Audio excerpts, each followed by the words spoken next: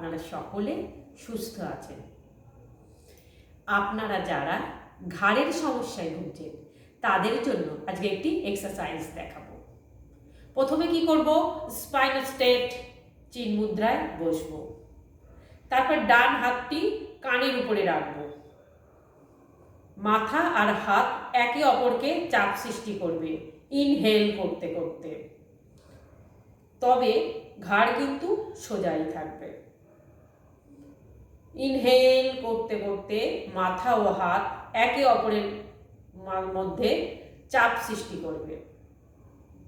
শ্বাস হোল্ড করে 1 2 3 4 5, শ্বাস ছাড়তে ছাড়তে হাত নামিয়ে দেব।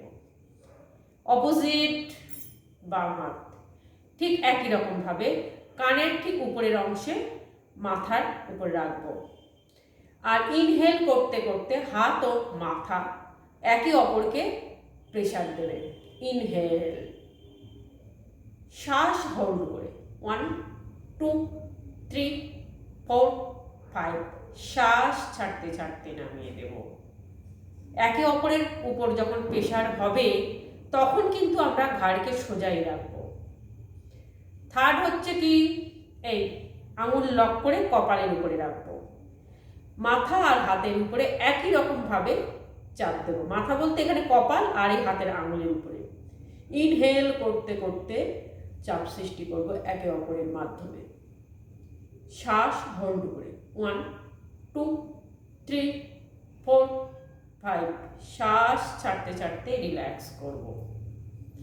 এই আঙুল লক করে আবার মাথার পিছনে একই রকম ভাবে মাথা আর হাতের আঙুলের উপরে চাপ সৃষ্টি করব। ঘাড় কিন্তু সোজাই থাকবে। ইনহেল, শ্বাস হোল্ড করে 1 2 3 4 5, এক্সেল করতে করতে হাত রিল্যাক্স করব। এরপরে আঙুল লক করে ঠিক থুতনির উপরে রাখবো। ইনহেল করতে করতে উপরের দিকে যাব।